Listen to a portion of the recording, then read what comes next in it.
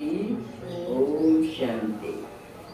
आज परमपिता परमात्मा के 18/6/74 के महावाक्य हैं और मुरली की हेडिंग है लाइट हाउस और माइट हाउस बन नई दुनिया के मेकर बनो।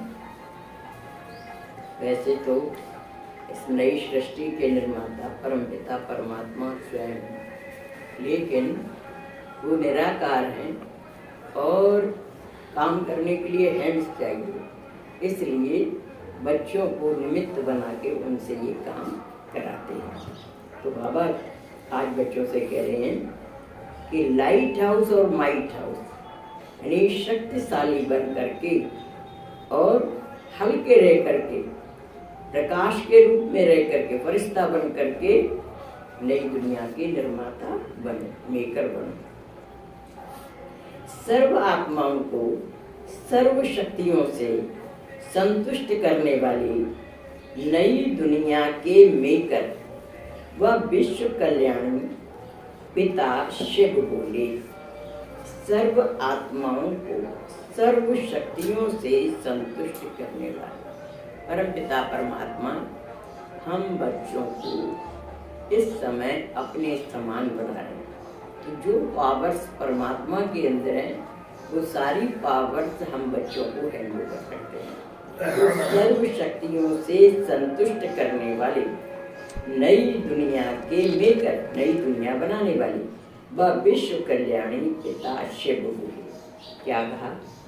अपने को क्या लाइट हाउस और माइट हाउस समझकर चलते हो?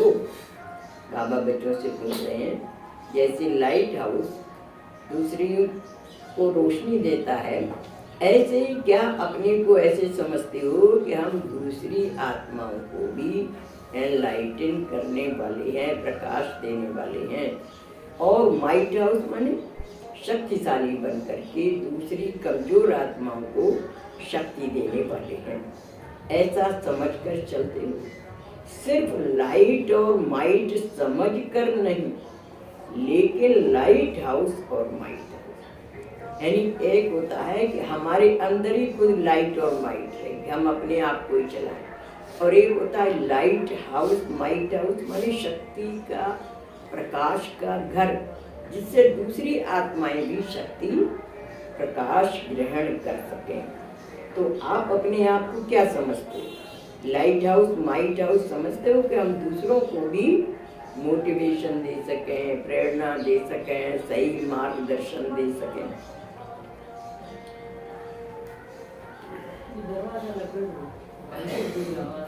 अर्थात लाइट और माइट देने वाले दाता। लाइट हाउस माइट हाउस का मतलब लाइट और माइट देने वाले दाता। हाउस तब बन सकेंगे जब उनके अपने पास इतना स्टॉक जमा हो। अगर स्वयं सदा लाइट स्वरूप नहीं बन सकती व लाइट स्वरूप में सदा स्थित नहीं हो सकती, तो वह अन्य आत्माओं को लाइट हाउस वन लाइट नहीं दे सकते। यानी हमारे पास जब मोर देन सफिशिएंट यानी हमारे पास हमारी आवश्यकता से अधिक होगा तभी हम दूसरों को दे सकते हैं। तो बाबा ये कह रहे हैं कि लाइट हाउस और माइट हाउस तब बन सकती हैं जब उनके पास इतना स्टॉक जमा हो कि दूसरों को दे सकें। अगर नहीं होगा तो कहाँ से देंगे? तो वह अन्य आत्माओं को लाइट हाउस बन लाइट नहीं दे सकती। जो स्वयं ही मास्टर सर्वशक्तिमान होते हुए अपने प्रति भी सर्व शक्तियों को यूज नहीं कर सकते, तो वे माइट हाउस बन अन्य आत्माओं को सर्व शक्तियों का दान कैसे कर सकती हैं? बाबा कह रहे हैं कि जो अपने प्रति ही भी सर्व शक्तियों को, देखो सर्व शक्तियाँ सबको मालूम है, अष्ट शक्तियाँ तो पुस्तक में पद प्रदर्शनी किताब में लिखा हुआ है। उसके साथ मनन शक्ति, सतता की शक्ति, क्षमा की शक्ति, परिवर्तन की शक्ति, बहुत सारी शक्तियाँ हैं। मैंने एक बार डायरी में कहीं लिखी है, जहाँ कहीं भी मैंने पढ़ा उसको लिखी, बहुत सारी शक्तियाँ। तो वो सारी शक्तियों के चित्र नहीं बने हैं, लेकिन वो सारी शक्तियाँ भी हम बच्चों के अंदर होनी चाहिए। तो बाबा ये कह रहे हैं कि अगर सर्व शक्तियाँ होंगी तो आप दूसरी आत्माओं को दान कर सकती हैं। अब स्वयं से पूछो कि मैं क्या लाइट और माइट हाउस बना? कोई भी आत्मा अगर कोई भी शक्ति प्राप्त करने की इच्छा रखते हुए आपके सामने आई, तो क्या उस आत्मा को वह शक्ति दे सकती हो? यानी कोई भी इच्छा रख करके कोई आत्मा आ रही है और आपके अंदर वो शक्ति है, तो आप उसको मोटिवेट कर सकते हो, उसको उस शक्ति से भरपूर कर सकते हो। अगर सहन करने की इच्छा अथवा निर्णय करने की शक्ति की इच्छा रखकर कोई आई और उसे समाने की शक्ति या परखने की शक्ति का दान दे दो, लेकिन उस समय उस आत्मा को जो सहन शक्ति के दान की जरूरत है, यदि वह उसे नहीं दे सकते, तो क्या ऐसी आत्मा को महादानी, वरदानी व विश्व कल्याणी कह सकते हैं? यानी कोई भी आत्मा आपके सामने आई और वो चाह रही है कि सहन शक्ति हमारे अंदर नहीं है, और या दूसरी परखने की शक्ति नहीं है, और दूसरी शक्ति जो वो चाह रही है वो आप नहीं दे पा रहे और दूसरी शक्ति दे रहे हैं, तो इससे वो आत्मा संतुष्ट नहीं है। वो जो चाहती है वही चीज आप देंगे तो उससे उसको संतुष्टता आएगी। तो क्या ऐसी आत्मा को महादानी, वरदानी व विश्व कल्याणी कह सकते हैं? जो उसने सामने वाली आत्मा की इच्छा पूर्ण नहीं की, चाहे आपने दूसरा सब्स्टिट्यूट दे दिया, लेकिन वो आत्मा तो संतुष्ट नहीं हुई ना। अगर स्वयं में ही किसी एक शक्ति की कमी होगी, तो दूसरों को सर्वशक्तिमान बाप के वर्षी का अधिकारी व मास्टर सर्वशक्तिवान कैसे बना सकेंगे? अगर स्वयं में ही किसी एक शक्ति के, यानी अगर आपके अंदर वो सहन शक्ति नहीं है, या कोई भी शक्ति जो सामने वाला हमसे चाह रहा है वो नहीं है, तो आप उसको कैसे देंगे? तो इसलिए बाबा कह रहे हैं कि आपके पास हर शक्ति का इतना स्टॉक हो, जो कोई भी कभी भी कोई आपसे डिमांड करे तो आप उसको दे सकते। ये स्थूल शक्तियाँ कोई ऐसे नहीं है कि आपने ये चीज उठा करके हाथ से दे। ये शक्तियाँ हमारे अंदर होती हैं, तो हमारी वाणी भी वैसी ही निकलती है, और वाणी से ही हम मोटिवेट करते हैं। परमात्मा भी कैसे हमको देते हैं? इन वाणियों से ही तो शक्ति मिलती है। परमात्मा के महावाक्य तो हमको जी दान देते हैं। तो ऐसे ही हमको भी दूसरी आत्माओं को हिम्मत, उमंग, उल्लास, कार्य करने की शक्ति, ये सब वाणी से ही देनी है। तो वाणी से ही अगर होगी आपके अंदर तो आप दे सकेंगे, और अगर आपके अंदर नहीं होगी तो आजकल क्या होती है, कोई बहन किसी को अपना टुकड़ा सुनाती है तो वो बहन क्या कहती है, बहन तेरी तो फिर भी बहुत अच्छी है, मेरी तो तुझसे ज्यादा खराब। अपना टुकड़ा लेकर के उसके सामने बैठ जाती। अब आपने उसको मोटिवेट किया, उसका दुख दूर किया कि उसको और भारी कर दिया? देते समय क्या आपने सेंटेंस कहा कि तेरे से भी ज्यादा मेरी बहू ऐसी है। तो ऐसी दुनिया की जो आत्माएं हैं उनके पास है ही नहीं, तो देंगी कहाँ से? लेकिन बाबा के बच्चों को ये परमिशन नहीं है, ऐसी भाषा नहीं। अगर कोई निराश आत्मा आती है तो आप उसको उमंग उत्साह में लाइए। कितने बने हैं इस ज्ञान में चलने वाले। शुरू में आत्माओं में इतना उमंग उत्साह नहीं होता है, करेज नहीं होता है ज्ञान मार्ग पर चलने की, दूसरों की बातों से प्रभावित हो जाते हैं। तो किससे कहेंगे? अपने सीनियर भाई बहनों से कहेंगे या टीचर से कहेंगे। अगर आप लोगों ने उनको डिस्करेज कर दिया तो भी बैठ जाएंगे, ज्ञान मार्ग पर नहीं चल सकती। और अगर आपने उनको इनकरेज किया, अरे भाई कोई बात नहीं, ये तो शुरू में सबको चलता है, आगे चल के आपके अंदर हिम्मत आ जाएगी, आप चलेंगे ज्ञान मार्ग पर, तो वो आत्माओं को हिम्मत आ जाती है। और वो चलने लग जाते हैं। या तो भगवान के महावाक्य कितने पावरफुल वो पढ़े तो जीवन दान मिलेगा, या मोटिवेशन देने वाले सीनियर भाई बहन वो उसको मोटिवेट करें, तब ज्ञान मार्ग पे चलते हैं। ज्ञान मार्ग खड़ंग पर चलने के मार्ग है। यहाँ पर भगवान के अलावा या सीनियर भाई बहनों के मोटिवेशनल महावाक्य क्लासेस ही उन्हें आगे बढ़ाने में मददगार बनते हैं। क्योंकि दुनिया वाले तो सब गिराने की कोशिश करते हैं। दुनिया वालों में अगर हिम्मत होती तो वरना चलने लगते ज्ञान मार्ग पर, किरसेन में करेंगे, गिराने की बात कहेंगे। लेकिन हमें कौन पढ़ा रहा है? भगवान पढ़ा रहा है, और वो है पावर हाउस। इतनी पावर देता है कि आदमी क्या समझ लेता है, चल अकेला चल अकेला चल के अकेला भी चलने के लिए तैयार हो जाता है। तो भगवान की ये महावाक्य हम बच्चों में प्राण फूंकते हैं, शक्ति भरते हैं। तो वैसे ही भगवान के समान हम भी इतने शक्तिशाली बने हैं कि जो हम दूसरी आत्माओं के अंदर प्राण फूंक सकें, शक्ति भर सकें। हमारे मोटिवेशन से वो आत्माएं चल पाएंगी। इसलिए सीनियर भाई बहनों का, जो पुराने भाई बहनों का, उनका ये फर्ज है कि वे भी बाप समान नए आने वाले बच्चों की पालना करें। तभी तो ये ज्ञान विस्तार हो रहा है ना। एक से एक दीपक जलता है, एक से एक दीपक जलता है।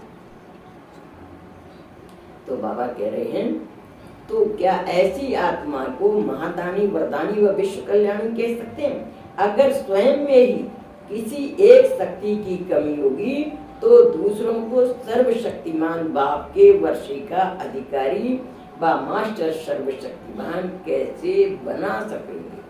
हमारे ऊपर कितनी जवाबदारी है। यानी भगवान केवल हम बन जाएं इससे कुछ नहीं हो रहा है। हमने कितनों को बनाया, कितनी दूसरी आत्माओं को मोटिवेशन लेकर, दे करके, प्रेरणा दे करके, उमंग उत्साह में दे करके, टोली से बोली से आगे बढ़ाया। पहले हमारी दादी जी कहती थी ईच वन टीच वन, यानी कम से कम एक बच्चे को पढ़ाकर अपने साथ बाबा का बच्चा बनाओ। फिर बाबा कहते थे कि तुम्हारी संख्या तो पूरी हुई नहीं है, नई दुनिया कैसे आएगी? तो दादी ने फिर क्या कहा, ईच वन टीच 10, यानी एक आत्मा कम से कम 10 आत्माओं को तैयार करके लाओ। तब तो ये 33 करोड़ आत्माओं को ज्ञान तो भी देंगे ना। विनाश हो गया तो उसके बाद कोई रहेगा क्या? कौन पढ़ाएगा?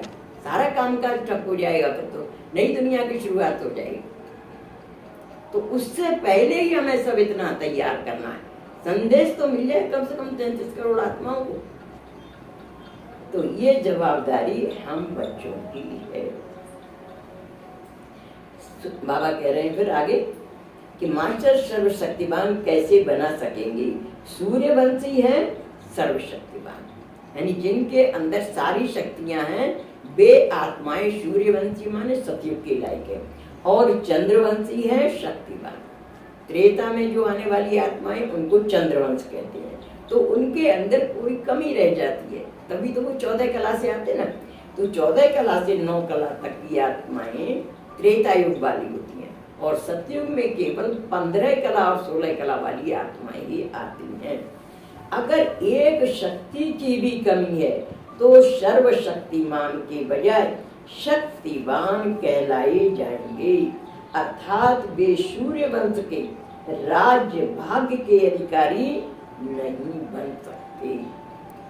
यानी एक तो भी कमी रह गई तो क्या हो जाएगा? त्रेता युग में जाना पड़ेगा।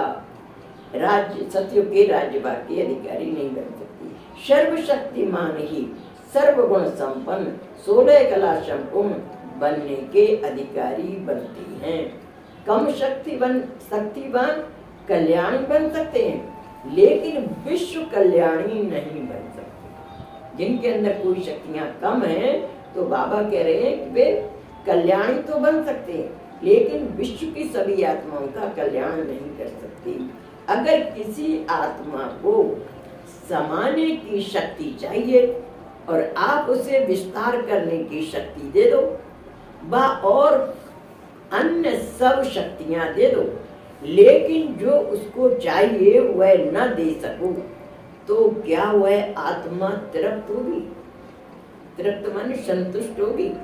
वो चाह रही है समाने की शक्ति और आप दे रहे हैं विस्तार में जाने की शक्ति, तो वो चाह रही है, वो तो नहीं मिला ना उसको, तो वो संतुष्ट होगी क्या? लेकिन जो उसको चाहिए वह न दे सको तो क्या वह आत्मा तृप्त होगी?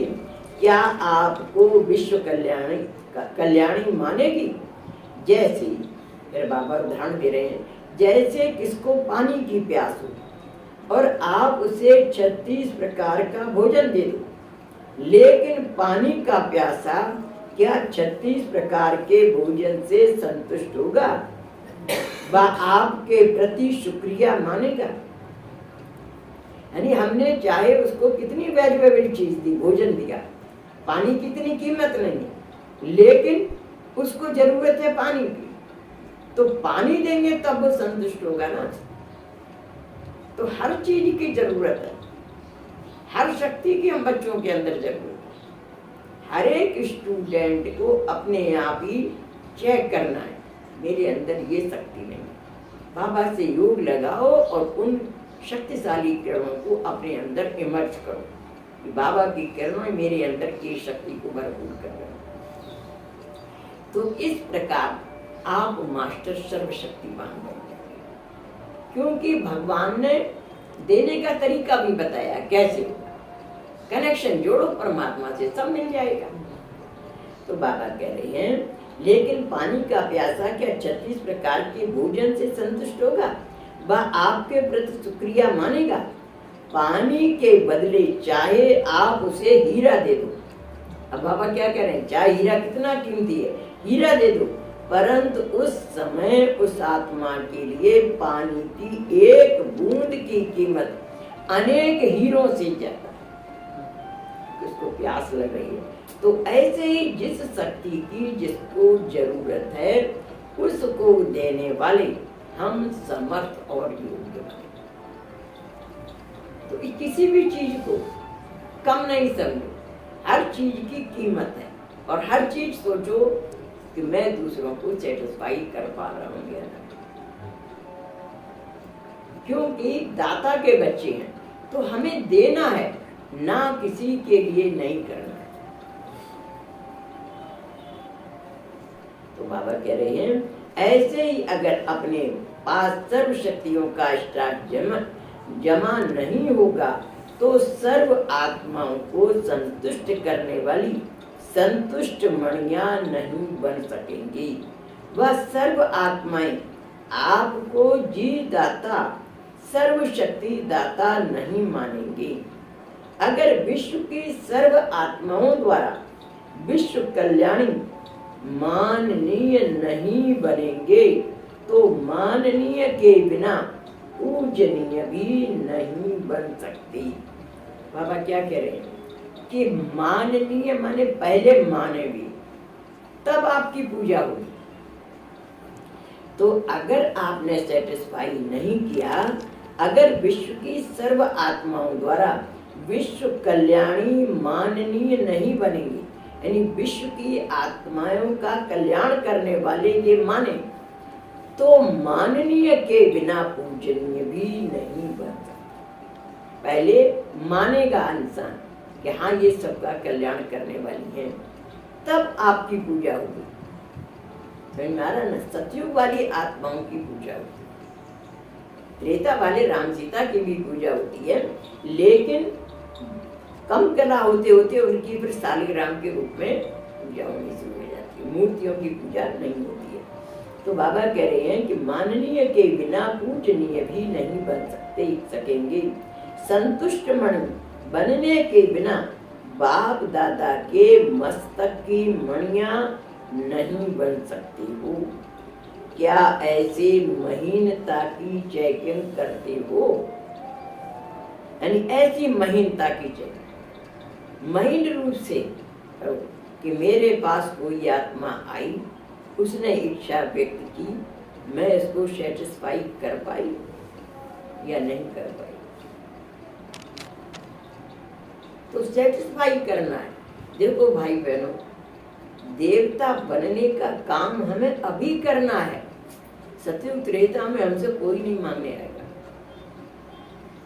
इसलिए कभी भी हमारे मुंह से ना शब्द नहीं निकले किसी के,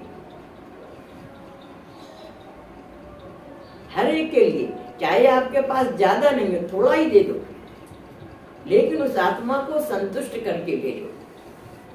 कोई ये नहीं कहेगा देवता बनने की पढ़ाई पढ़ रहे हैं, हमने इतनी सी डिमांड करी तो हमको ना कर दिया। तो बाबा यही बात समझा रहे हैं कि पूजनीय भी नहीं बन सकते, संतुष्ट मणि बनने के बिना बाप दादा के मस्तक की मणियां नहीं बन सकती हो।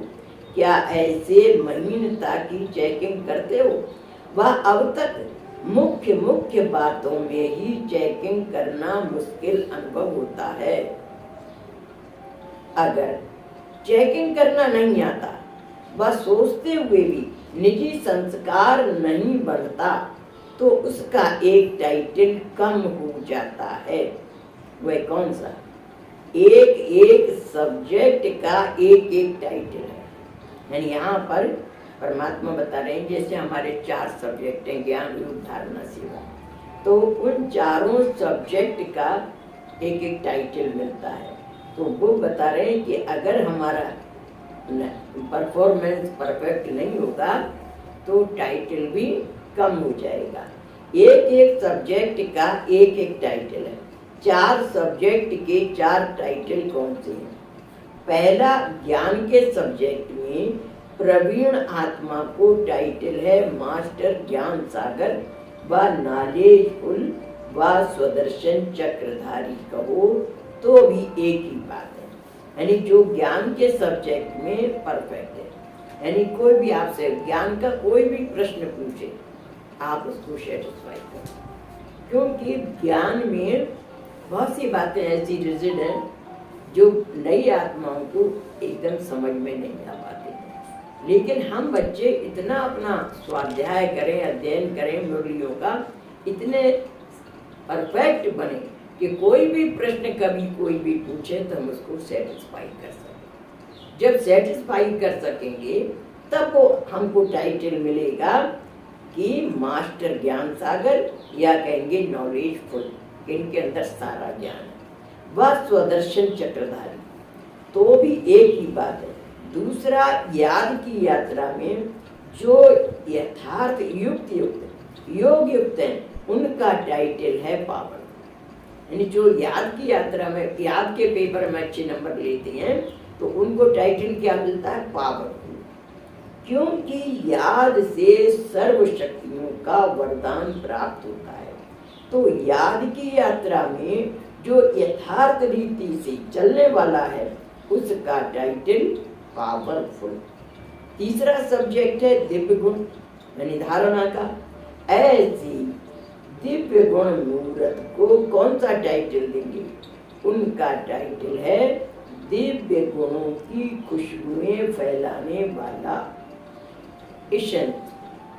जैसे ईशंस से खुशबू फैलती है ना, तो बाबा कह रहे हैं कि उनका टाइटल मिलेगा ये दिव्य गुणों की खुशबू फैलाने वाला सार एशेंस। जैसे एशेंस सार यदि कहीं भी दूर रखा हुआ होगा तो भी वो अपना प्रभाव डालेगा, अर्थात खुशबू फैलाएगा।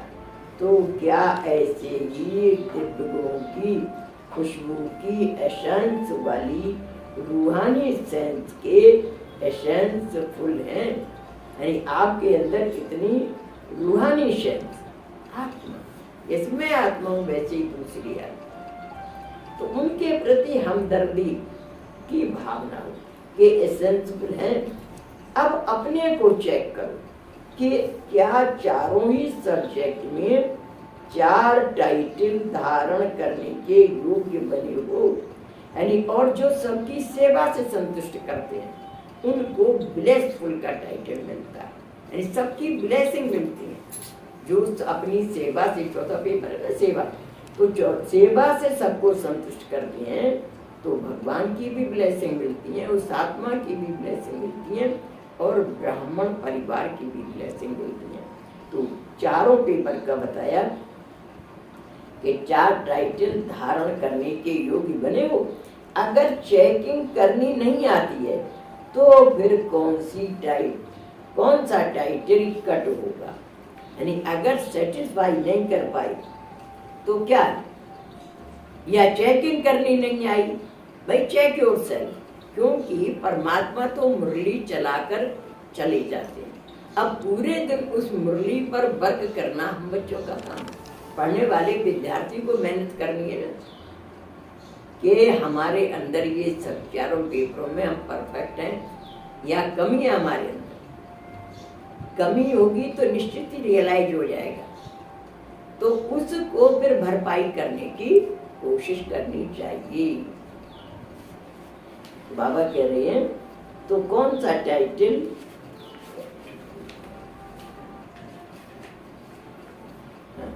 कई तो कहते हैं कि चेकिंग करना चाहते हैं लेकिन धक्के से गाड़ी चलती है, निजी संस्कार सदा काल नहीं चलती, इसमें कौन सी कमी कहेंगे। नॉलेज तो है, यह करना चाहिए, त्रिकालदर्शी पने की नॉलेज तो मिल गई है ना, क्या नॉलेज फुल हो। यानी बाबा क्या कह रहे हैं कि त्रिकालदर्शी पने की नॉलेज तो मिल गई है सबको, कि इस समय हम बीज बो रहे हैं, सतयुग त्रेता में हम फसल काटेंगे, वहां पर सब चीज क्या मिलेगी, प्रारब्ध। वहां पर हमें कोई मेहनत नहीं करनी है, हम यहाँ जो करते हैं उसका ही हमको रिटर्न वहां मिलना है, मल्टीप्लाई करके। अगर हम यहाँ ही बीज नहीं बोएंगे तो वहां फसल क्या काटेंगे, क्या प्राप्ति होगी। इसलिए त्रिकालदर्शी बनने वालों को कभी भी किसी को भी डिनाई नहीं करना चाहिए, यानी ना शब्द नहीं कहना चाहिए। ब्राह्मणों के शब्द कोश में या देवता बनने वाली आत्मा को ना नहीं कहना, हर बात के लिए हाँ जी, हाँ जी, हाँ जी का पाठ पक्का करें, क्योंकि ना कहना माना नास्तिक। आपको विश्वास नहीं है, आस्था नहीं है, ये पढ़ा कौन रहा है, भगवान पढ़ा रहा है, बना कौन रहा है, भगवान बना रहा है ना। आप हाँ कर दोगे तो भगवान कहीं ना कहीं से आपके लिए व्यवस्था कर देगा, कहीं ना कहीं से करवाएगा, क्योंकि आपने हाँ कर दिया। मैं अपना प्रैक्टिकल अनुभव सुनाऊं। बहन जी ने एक बार मेरे को 11 लाख की सेवा दी। अब तब तो मुझे कुछ बड़ी बात नहीं लगी, मेरे पास मकान खरीदने के लिए रुपए थे, मैंने सोचा हो जाएगा, लेकिन बाद में 11 लाख रुपया बड़ा मुश्किल लगती थी। लेकिन जिस फोटो के आगे बहन जी ने वो बात अपनी डायरी में लिखी थी, वहां पर बहन जी थे और मैं थी, तो जब भी मुझे लगता था बाबा कहाँ से मैं 11 लाख करूं, जो संकल्प आया वो बाबा का फोटो मेरे सामने आ जाता, बड़ा चित्र था बाबा का, वही फोटो मेरे सामने आ जाता था। तो मैं कहती मैं क्यों चिंता करती हूँ, इतना बड़ा बाबा तो बैठा है। एकदम अपने आप को समझा लेती, मैं चिंता क्यों करूं, इतना बड़ा बाबा तो बैठा है। जब जब मेरे संकल्प में ये बात आई और फौरन वो बाबा का चित्र सामने आया, और जब 11 लाख रुपए पहुंच गए बहन जी के पास, उसके बाद वो चित्र मेरे सामने कभी नहीं आया। हमारे पास नहीं थी, लेकिन उन्होंने कहा इतनी सेवा करनी है, तो भगवान ने करवाया ना, तो देने की व्यवस्था भी भगवान ने करवाई। कहां से फिर पैसे जोड़ के भगवान ने करवाया, तो लेकिन करवाने की व्यवस्था हम चिंता क्यों करें, मन व्यर्थ चिंता क्यों करें, भगवान का काम है, हम लोग तो निमित्त मात्र हैं। निमित्त मात्रम भव शब्द शांति, यज्ञ किसका है, भगवान का है, चलाने वाला वो है। तो इसलिए हम कभी चिंता नहीं करना चाहिए। तो बाबा कह रहे हैं कि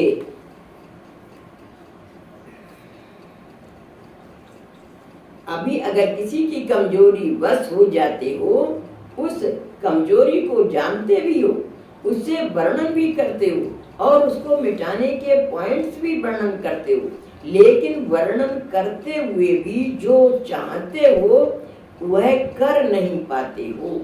नॉलेज तो बुद्धि में फुल है, लेकिन जितना नॉलेज फुल क्या उतना ही साथ साथ पावरफुल भी हो। यह बैलेंस ठीक न होने के कारण जानते हुए भी कर नहीं पाते हो।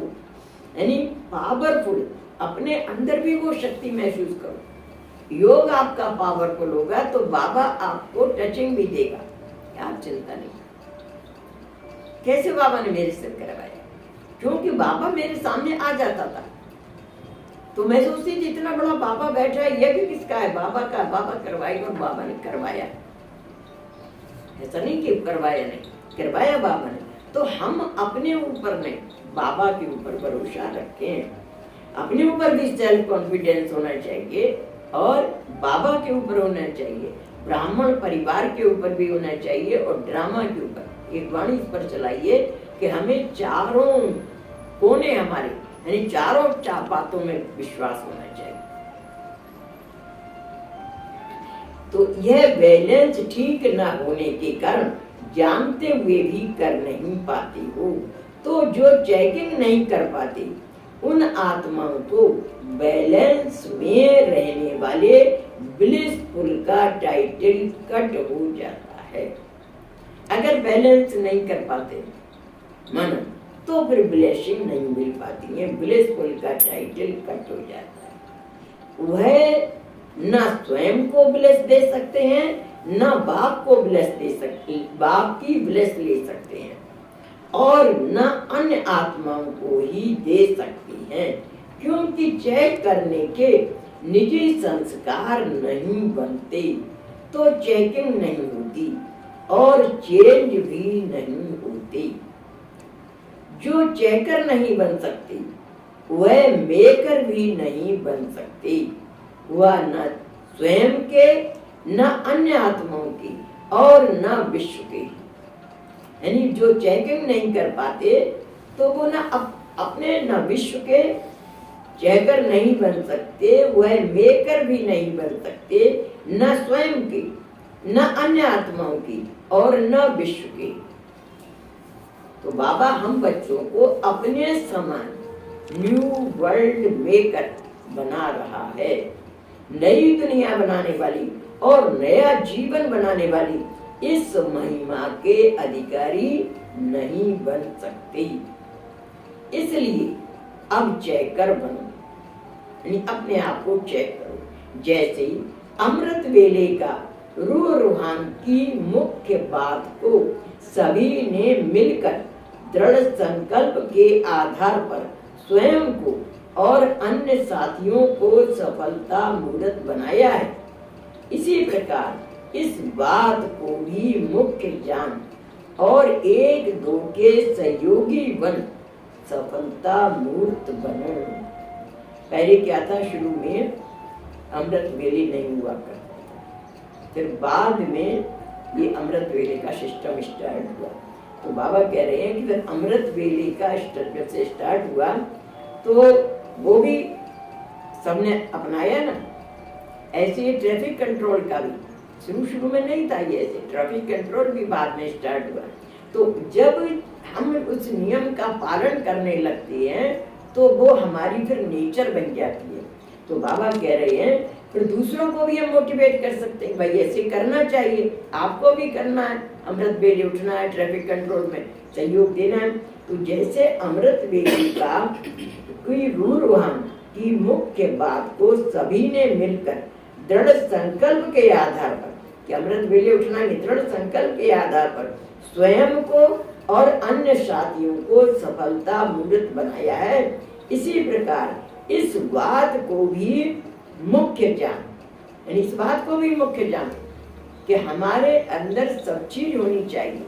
हम ओबनहार देवी देवता है, तो हमें सतयुग में किसी को नहीं देना है, पाठ देवता का अभी बजाना है, वहां तो हमें प्रारब्ध मिलेगी, वहां कोई मांगने आएगा। तो इसलिए बाबा कहते हैं कि मुख्य जान एक दो के सहयोगी बन सफलता मूर्त बनो, तब ही सर्व कार्य संपन्न होंगे। यानी दूसरों को भी मोटिवेट करो, तब कार्य सफल होंगे। वर्तमान समय मेजॉरिटी में जो विशेष दो कमजोरियां दिखाई दे रही हैं, उनकी समाप्ति व उन दो कमजोरियों में सफलता मूर्त तब बनेंगे जब इस बात को सफल बनाएंगे। वह दो कमजोरियां बाबा बता रहे हैं, वह दो कमजोरियां हैं आलस्य और अलबेला। इसको मिटाने का साधन चेकर बनना है। 99 पुरुषार्थियों में किसी न किसी रूप में आलस्य और अलबेलापन कहीं अंश रूप में है और कहीं वंश रूप में है। महारथियों में अंश रूप में कौन सा है? घोड़े सवार में वंश रूप कौन सा है? क्या उसको जानते हो? अंश रूप है मेरी नेचर व मेरे संस्कार। जो हम कह देते ना, मेरी नेचर ऐसी है, मेरे संस्कार ऐसे हैं, मेरी भावना नहीं है, लेकिन बोल व नैन चैन है, रेखाएं हैं, लेकिन रूप बने हुए नहीं है। यह है अंश मात्र। यानी अंश मात्र है तो क्या होगा? क्या कहेंगे? मेरी भावना नहीं है, लेकिन बोल व नैन चैन ऐसे, यानी एक्सप्रेशन आपका वैसा है तो, लेकिन रूप बने हुए नहीं है। यह है अंश मात्र, यानी उसका स्वरूप नहीं बने हैं, लेकिन उसके बीज अंदर है। तो बाबा कह रहे हैं संपूर्ण विजयी बनने में अलबेलापन अथवा रायल रूप का आलस्य बाधक है। तो संपूर्ण बनना है, हमारी जो डिग्री है उसमें सब बातों में संपन्न और संपूर्ण शब्द आता है। तो इसलिए ये आलस्य और अलबेलापन बाधक है। घोड़े सवार बात सेकंड डिवीजन में पास होने वाली आत्माओं में वंश रूप में किस रूप में है? उसका रूप है हर बात में, यह बोल उन्हों का ट्रेडमार्क है, हर बात में कॉमन शब्द है। अलबेले और आलस्यपन के शब्द कौन से हैं? वह स्टेज अपने को सेफ रखने की पॉइंट्स देने में व बातें बनाने में बड़े प्रवीण होती हैं, स्वयं को निर्दोष और दूसरों पर दोष रखने में फुर्त होते हैं। यानी वंश रूप में क्या है कि वे क्या करेंगे? अपने को निर्दोष साबित करेंगे और दूसरों पर दोष रख देंगे।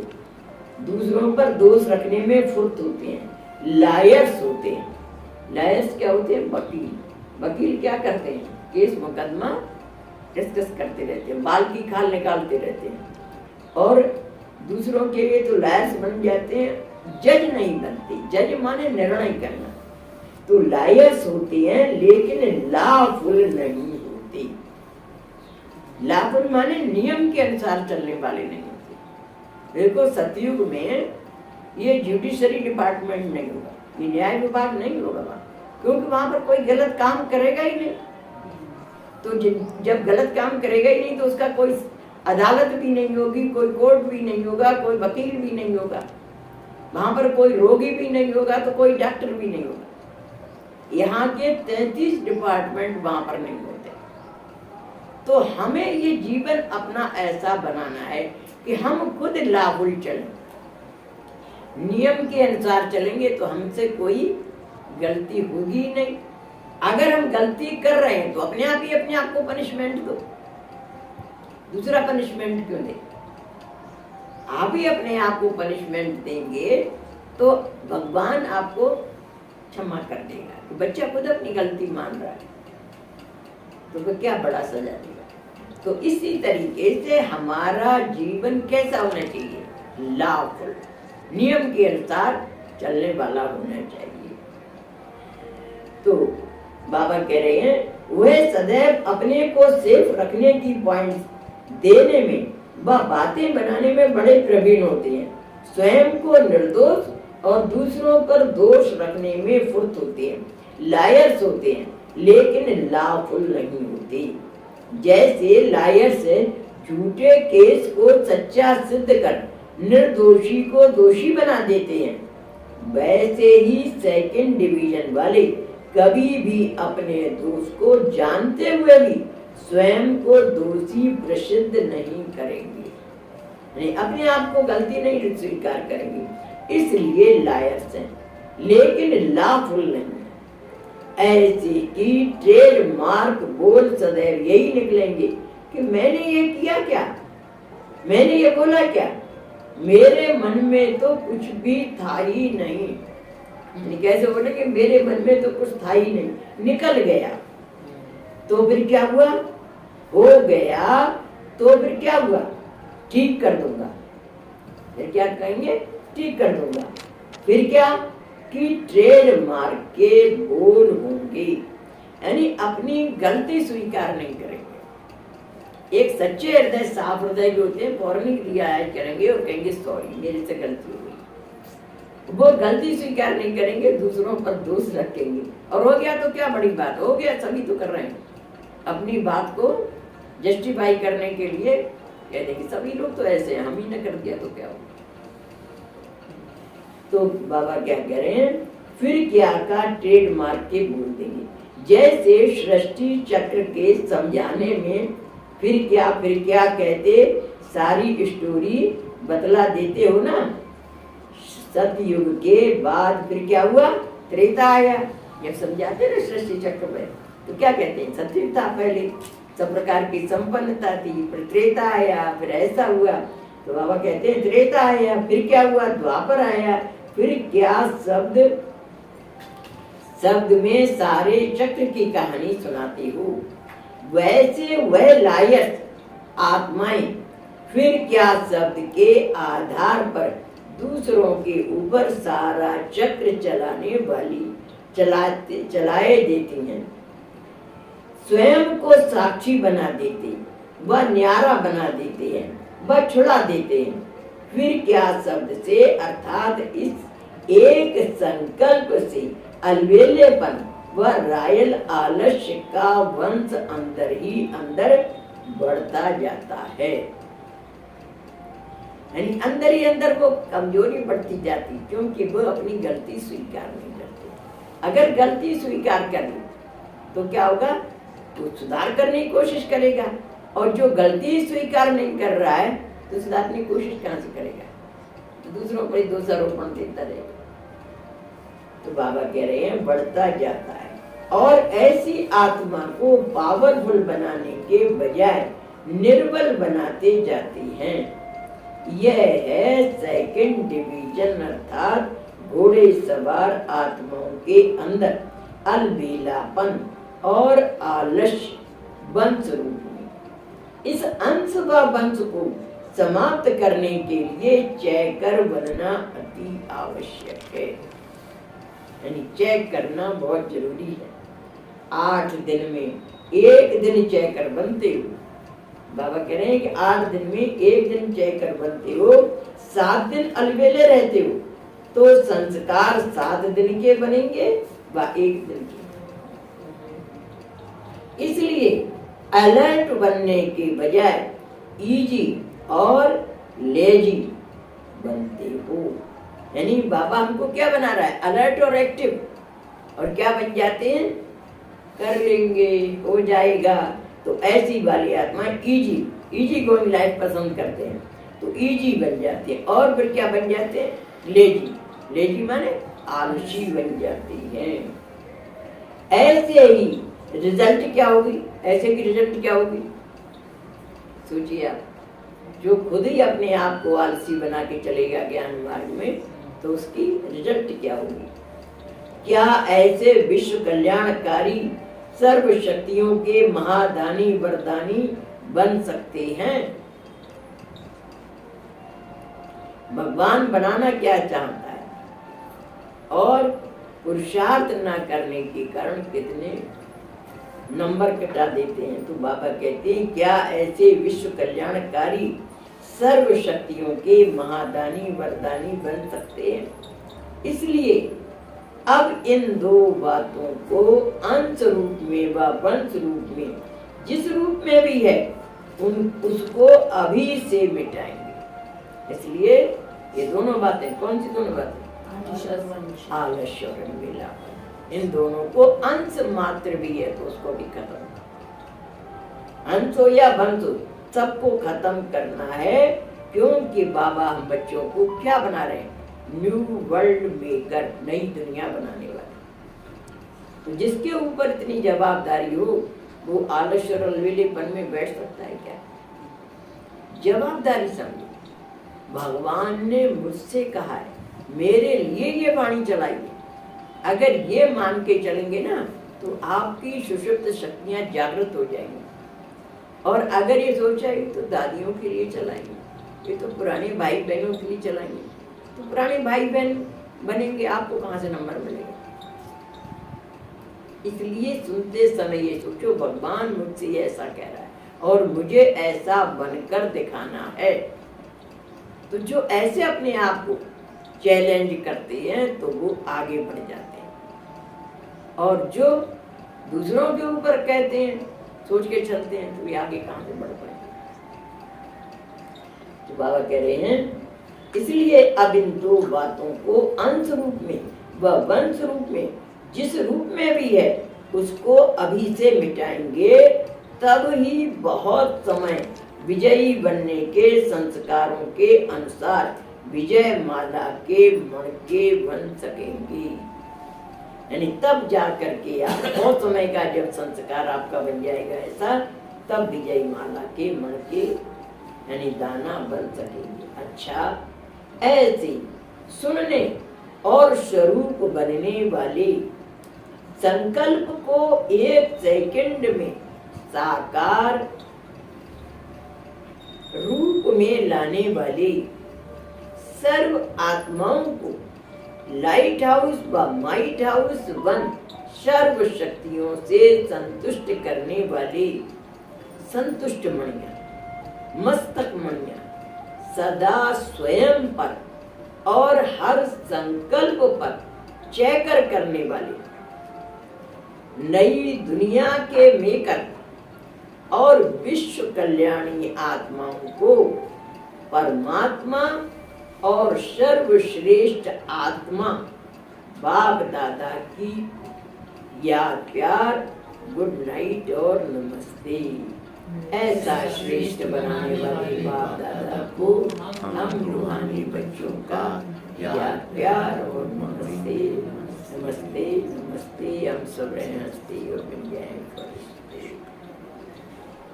इस मुरली का सार है। पहला पॉइंट है, अगर स्वयं में ही किसी एक शक्ति की भी कमी होगी तो दूसरों को सर्वशक्तिमान बाप के वर्षे का अधिकारी मास्टर सर्वशक्तिमान नहीं बना सकेंगे। दूसरी बात, जो चहकर नहीं बन सकते वह न तो स्वयं के, न अन्य आत्माओं की और न विश्व के ही मेकर बन सकते हैं। यानी जो चेक नहीं कर पाते तो चेकर बनना, check yourself, check and change. Check करते जाओ और जहां कमी लग रही है उसको चेंज करते जाओ, तब आगे बढ़ेंगे। केवल चेकर ही नहीं करना, चेंज भी करना है। जो भी अपने आप को लगता है आपकी कॉन्शियस, तो परमात्मा ने सबको सद्बुद्धि तो दी है ना, हर एक की आत्मा निष्पक्ष न्यायाधीश की तरह से अगर निर्णय करे तो आपकी आत्मा ही बता देगी कि ये काम मैंने गलत किया है।